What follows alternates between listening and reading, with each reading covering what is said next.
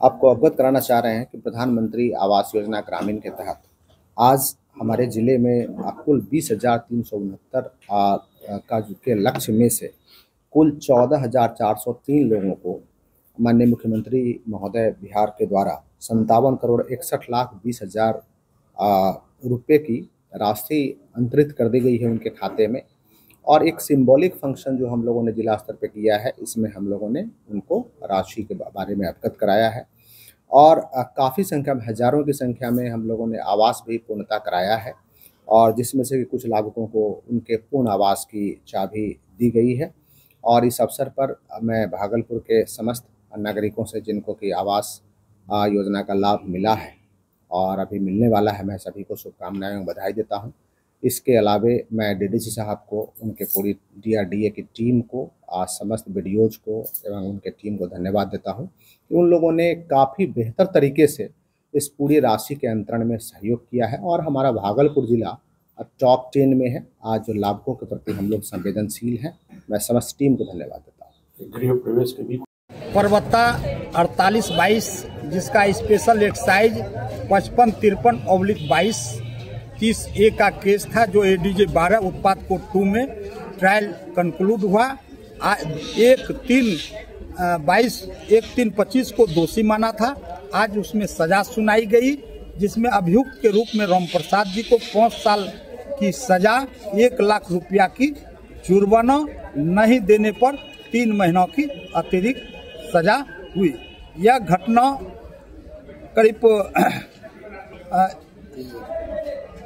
3 वर्ष पहले की है और 18/11/22 की है और भागलपुर की तरफ से एक टोटो पर सवार होकर के एक लेके जा रहा था। उसी पर पुलिस को गुप्त सूचना मिली, जिस पे 180 ml का 45 बोतल उसमें शराब बरामद हुई। अंग्रेजी शराब थी, जिसमें 1-3 को उसको दोषी माना था, एक आदमी को, और बकिए उनके कन्फेशनल स्टेटमेंट पे 2-3 आदमी का नाम आया था, जिसमें एक अभियुक्त मर गया था, उस लोगों को रिहा किया गया।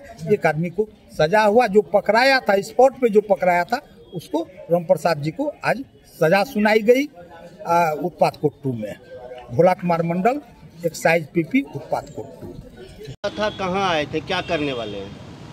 मामला है मेरी ज़मीन पर गोपालपुर के विधायक गोपाल मंडल और उसके बेटे आशीष मंडल ने अवैध कब्जा करके भव्य इमारत खड़ा कर लिया है। वहाँ जिस्म फरोशी और नशाखोरी का धंधा करते हैं, उनसे हम लड़ नहीं सकते हैं। एक बार की बात है, वो अवैध कब्जा कर रहे थे मेरे ज़मीन पर, जिसमें हम जाकर के दीवार वार गिरा दिए थे। 12/12/2022 की घटना है, जिसमें उन्होंने गोली भी चलाई। मेरे सहयोगी को एक आंख जो है वो ख़त्म कर दिया, जबड़ा तोड़ करके उनका 6-7 दांत तोड़ दिया, मेरी वाइफ का हाथ तोड़ दिया, मेरा बायां हाथ, मेरे बेटा का बायां हाथ तोड़ दिया।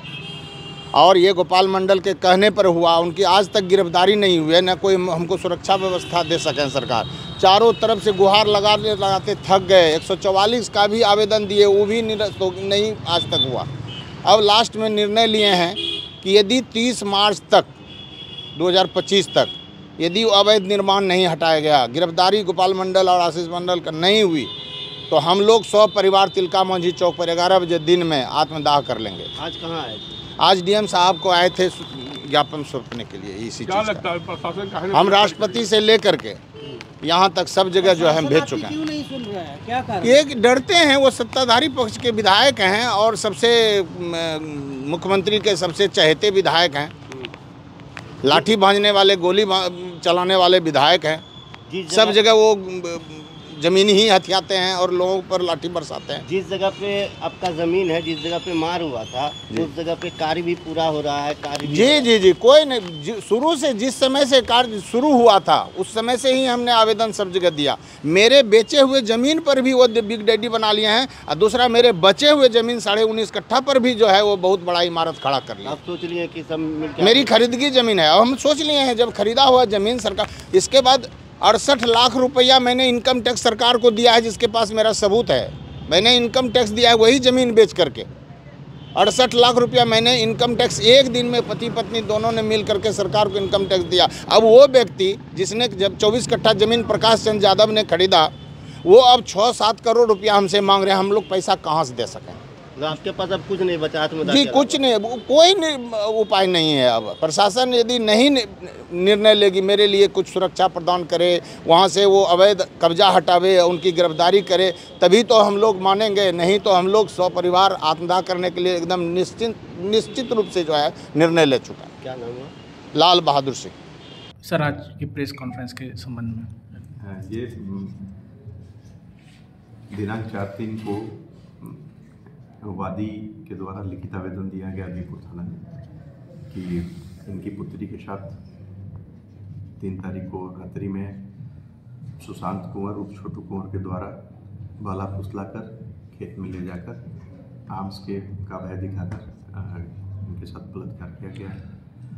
तो उस संबंध में बीरपुर थाना अध्यक्ष के द्वारा अविलंब पुलिस अधीक्षक महोदय नौगछिया को सूचना दिया गया और जिनके द्वारा एक तुरंत विशेष टीम की गठन की गई, जिसका अनुसंधान और त्वरित कार्रवाई करने का निर्देश दिया गया। उसी क्रम में ठीक 4 घंटे के अंदर बीरपुर थाना अध्यक्ष के द्वारा जो एक्यूज थे नेम्ड घटना के, सुशांत कुंवर उर्फ छोटू कुंवर, जो सोमनास्ता के रहने वाले, इनको गिरफ्तार किया गया। गिरफ्तारी के पश्चात इनसे पूछताछ किया गया। इन्होंने अपने दोष को स्वीकार किया और विधिवत कार्रवाई करते हुए इनको आज न्यायिक हिरासत भेजा गया है। अब ये हम लोग इस घटना को जल्द से अनुसंधान पूरा करके एसपी ट्रायल के तहत इसमें हम लोग सजा करवाने का पूरा प्रयास करें। थानाध्यक्ष और उनकी टीम का योगदान रहा, तभी 4 घंटों के अंदर ही एक उसको गिरफ्तार किया।